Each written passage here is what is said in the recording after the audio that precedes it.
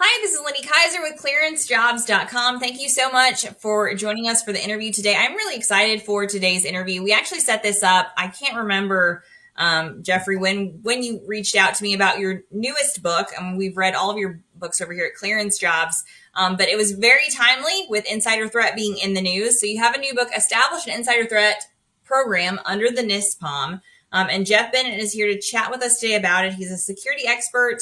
Know him from his Army background, but he's also worked within the government and a number of major cleared defense contractors, providing a lot of expertise and insight across the security field. So I really appreciate your taking the time to chat with me today, Jeff. Thank you. It's great to be here for the second time. I appreciate, Lindy, your support of my books and the opportunity to interview with you. I love it. So it's establishing an insider threat program under the Nispom. So this has been a requirement that's been baked into policy for a while now, but we see it ever evolving, ever changing. Why is it this book? Why now? And why is this kind of an important read for folks who might be operating under the Nispom? Okay. Yeah. Thank you for an opportunity to explain that. I started writing the book wondering, how do we establish this insider threat program, and why should we if we have the Nispom in place? I mean, it's a good authoritative guideline on how we protect classified information.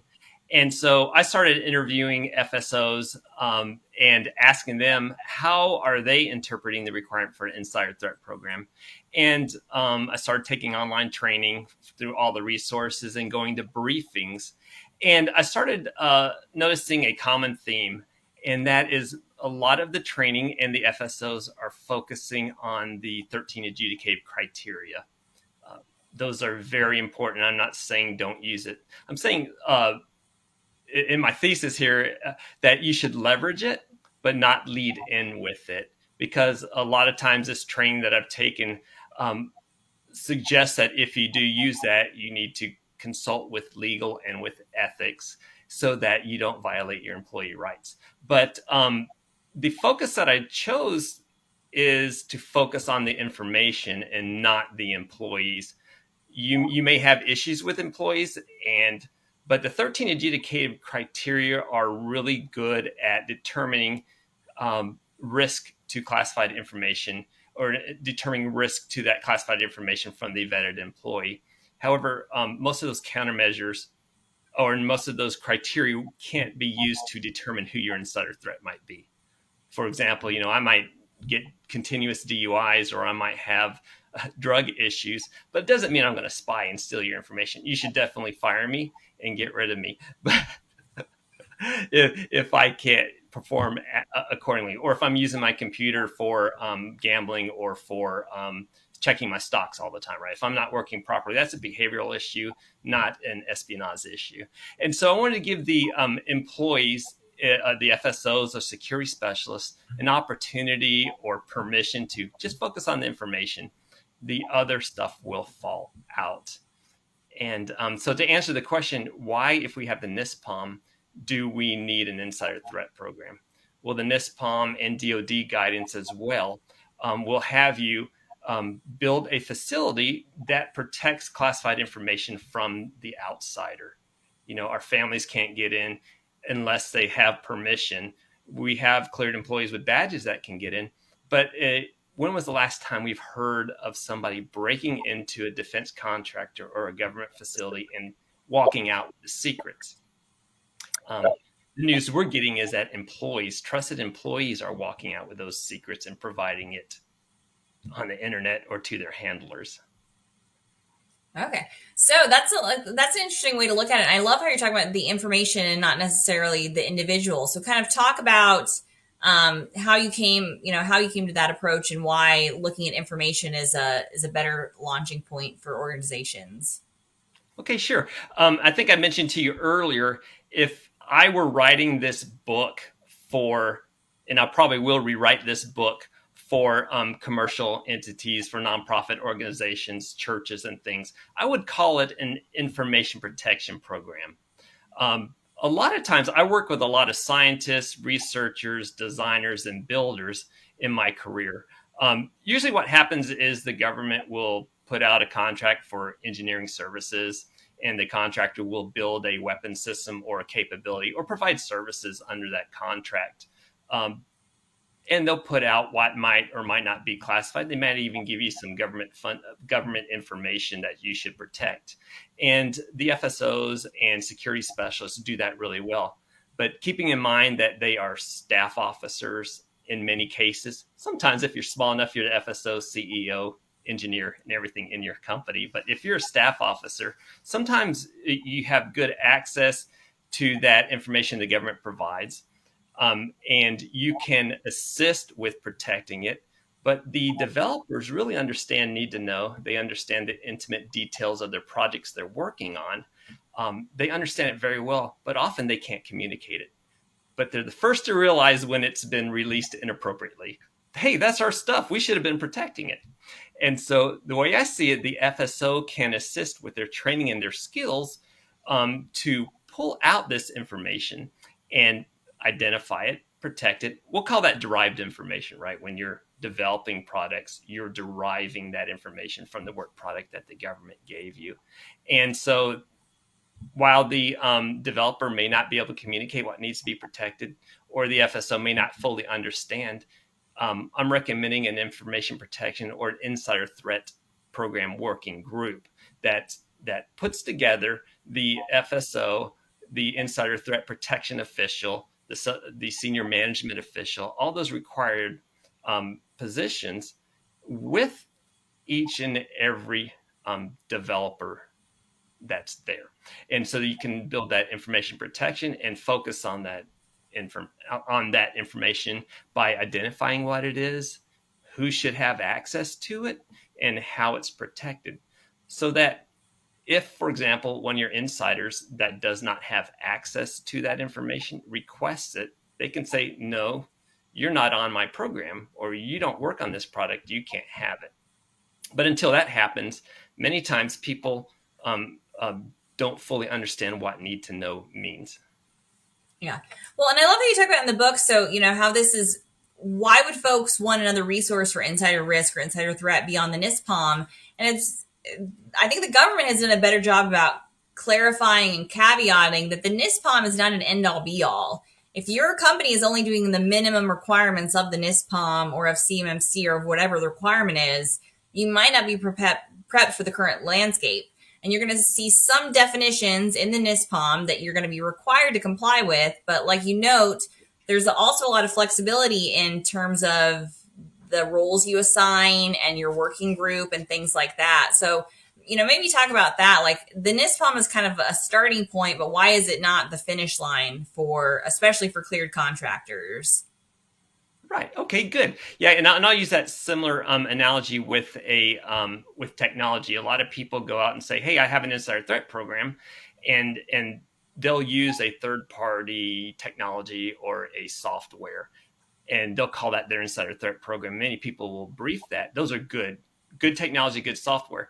But if you build a secure room and you don't put anything inside of it, it's not doing much good. So if you buy this technology and you don't identify what needs to be protected in there, it's not that good. So what I recommend to answer your question is that with these insider threat working groups, you would have the facility security officer who may facilitate it. And then you would have the appropriate people in that meeting who works on that product. And so maybe it's a guidance system.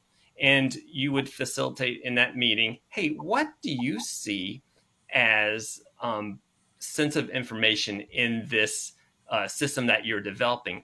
What do you feel like that we need to protect a little bit better? And who needs access to that information? For example, the company's chief financial officer will need financial reports to be able to report and understand how their business is doing. But do they need to know who is financing that project, for example? How much information about our project should we give away? A lot of people, a lot of FSOs and people that I talk to who don't need to know, understand that Nispom says to be able to access classified information, you should have a clearance. You should have the SF 312 briefing and need to know. But a lot of people think 1 + 2 = 3. The briefing plus the access, plus the clearance equals need to know, but that's not the case.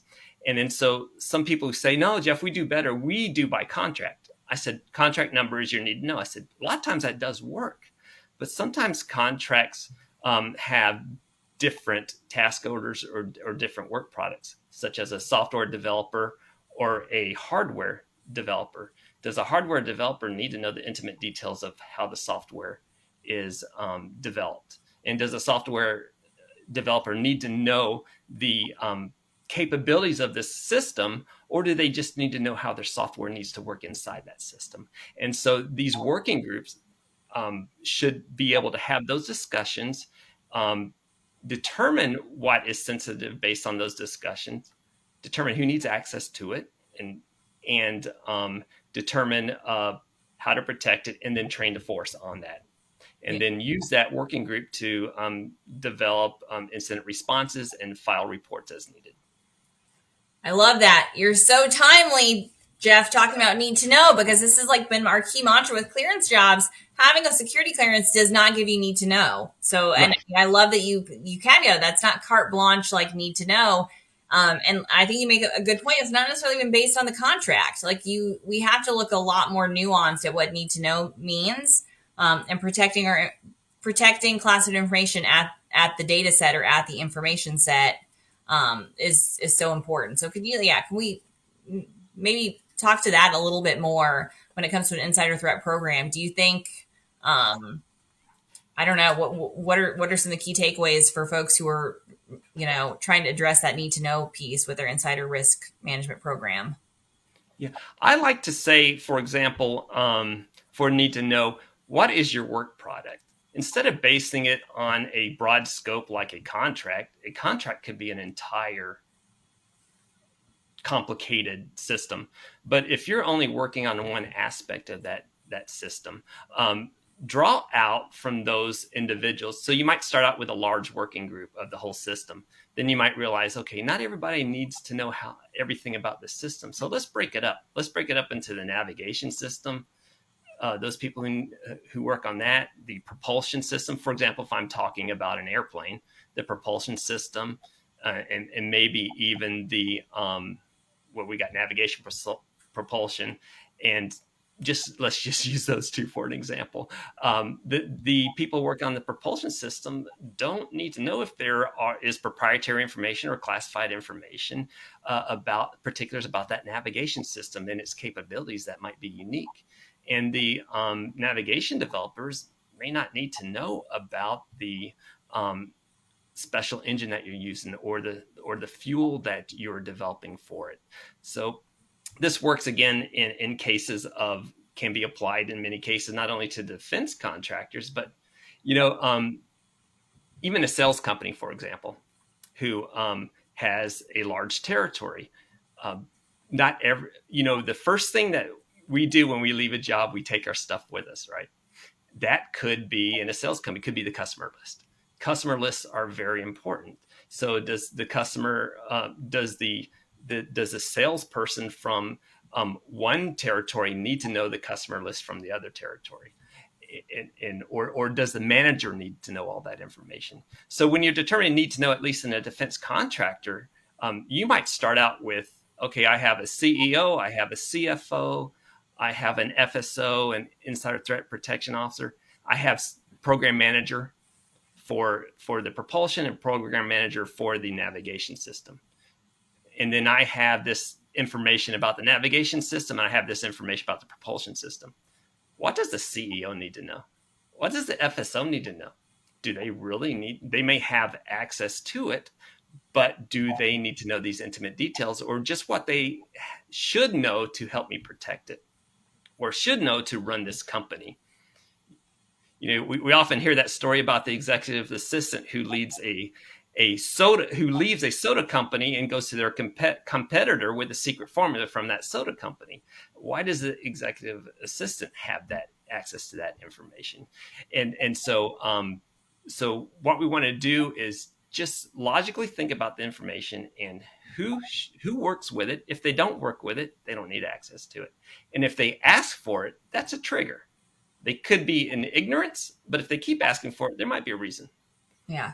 No, I love that you flagged that. I was just in a conversation with somebody talking about that exact thing. Like, how much information does the CEO need to know? Or same with board members, right? We have a lot of our entities around us. I know that's been a topic of security clearance reform efforts, how to get key management personnel or how do we clear those folks?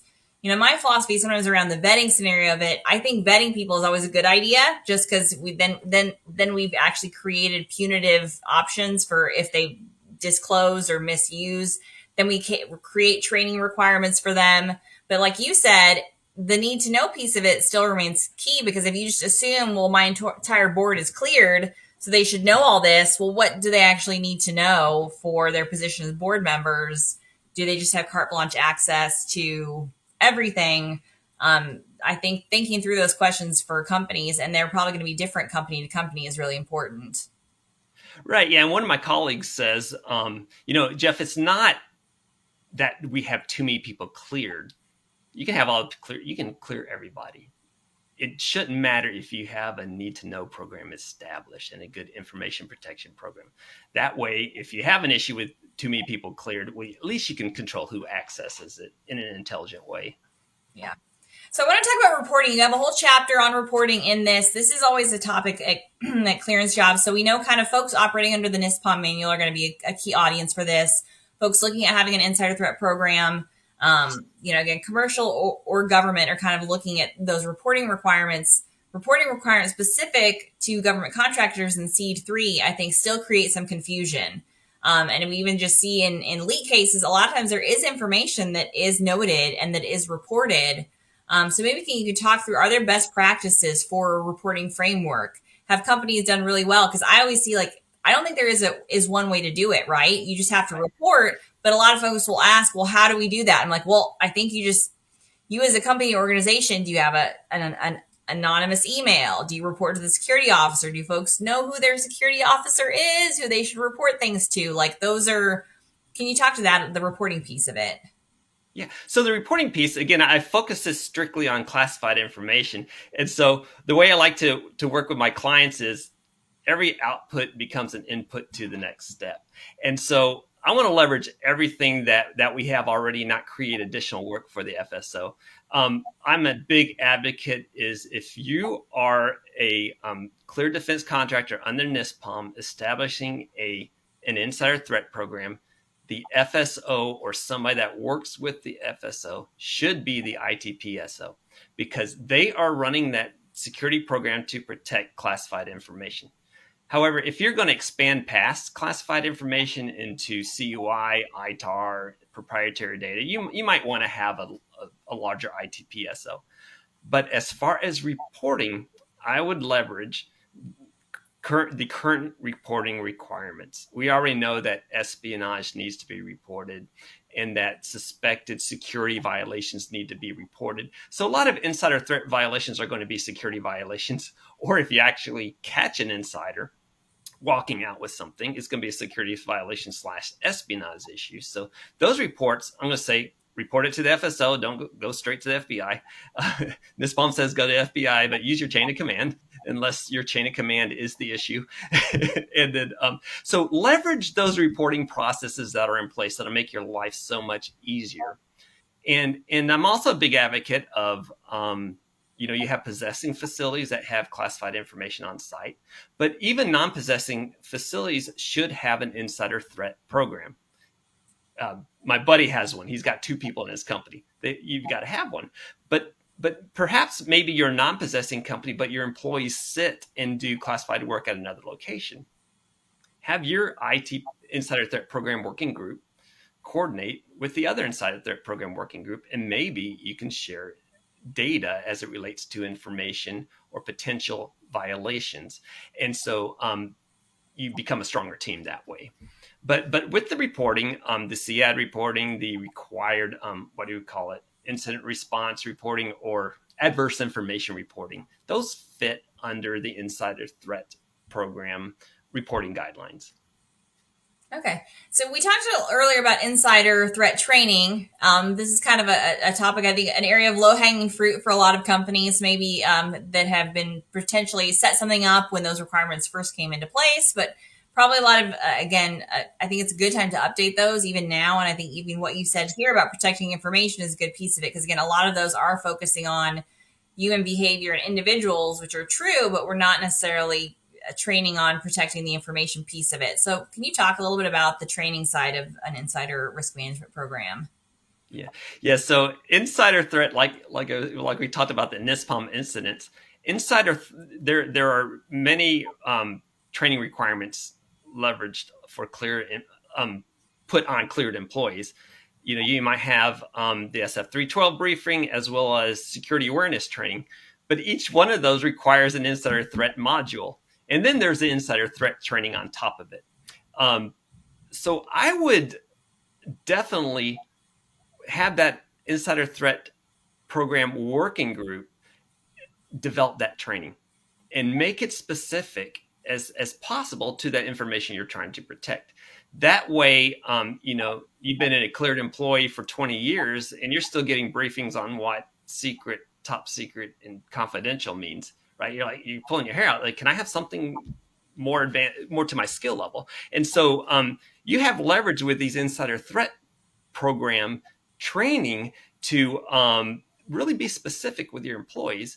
And so what you might want to do is once you establish your insider threat program, train them on that program, train them what to report, when to report, how to report it, how to recognize an insider threat incidents. And it should begin with, hey, we've identified this information as classified.